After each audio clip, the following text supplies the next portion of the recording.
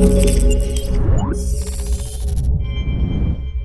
what's going on guys, HyperX here, and welcome back to another Destiny video. And in this video, I'm going to bring you guys a guide on how to defeat, or overcome, should I say, because you don't technically defeat it per se, the Siege Engine encounter in the Wrath of the Machine raid. It's actually a really cool encounter, it's quick, but it's a lot of fun. However, there are a few mechanics you guys are going to have to know, so in this video we're going to go through all of them. So if you do enjoy this, you do find it helpful, a like would be super appreciated. Comment down below and let me know if you guys have any questions. So, to begin with, what I'm going to do in the background is just run through the encounter because it's not too long, so I'm basically just going to talk you guys through what you have to do. So the first thing will happen is that you will run out from the wall, you'll run out underneath the Siege Engine, you run all the way to the other side to this big wall, and you will then be greeted by a small cutscene. You see the Siege Engine powering up, and you then begin the fight. Now, you start at the end, and the first thing you need to do is very, very simple. You have to take out the turrets on either side of the Siege Engine, the one on the left and the one on the right. These are at the very top of it, and once you've done that, the core will open up. Once the core opens up, you can shoot it, and you are then able to board the Siege Engine. It's really that simple. Of course, do bear in mind, at the same time as doing this, there are loads of splicer enemies around, dregs, vandals, etc. So I would highly recommend having someone, either like a Stormcaller, popping their super and just clearing, or alternatively just working together to make sure that the ads don't overrun you. But basically, your first priority here should be to deal with the Siege Engine, because as soon as you've taken down the turrets and as soon as you've broken the core, you can jump straight onto it, and you can then ride it through the wall. See, the wall that's behind you, the very first one, is your first kind of stepping stone, or your first hurdle, so to speak. And once you've broken the core and you're riding the Siege Engine, it will simply just smash through the wall. Pretty cool.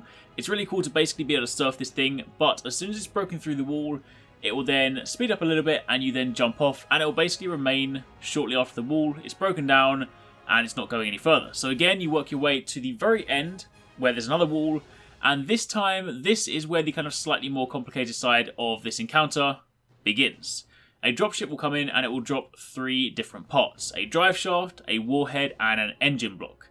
These 3 parts then need to be carried all the way back to the Siege Engine. Basically, you need to repair it so that you can then get it to smash through the next wall and let you basically continue to the next part of the raid. However, in order to do this, you have to work as a team. So you can only carry one of these 3 parts for 10 seconds, and you then become exhausted for another 10 seconds. And during the exhausted state, you're unable to carry these parts. So, obviously a team of 6, you split into 2 teams of 3. Your first 3 people will pick up some parts and they will walk them forward as far as they can. Meanwhile, the other 3 are clearing ads and, more importantly, paying attention to the mines. There are lots of mines, those kind of annoying fallen ones that blow up into these sort of slow down fields.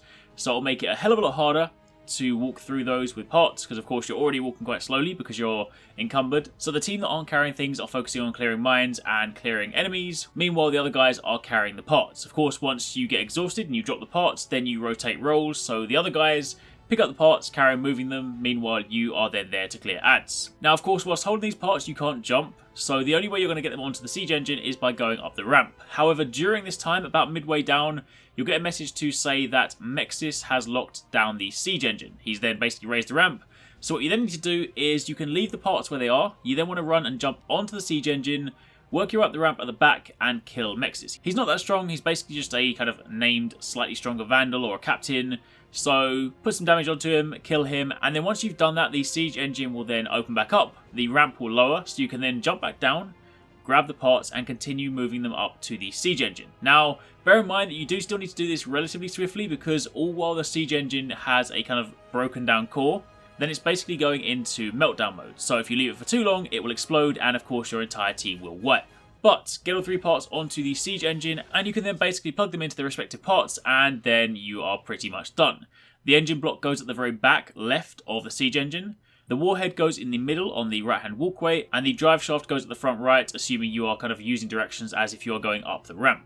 So, once you've got all 3 of those in place, the Siege Engine will then go back to working. You can jump on the top and you can ride it through the next wall, and then that is pretty much it for the encounter.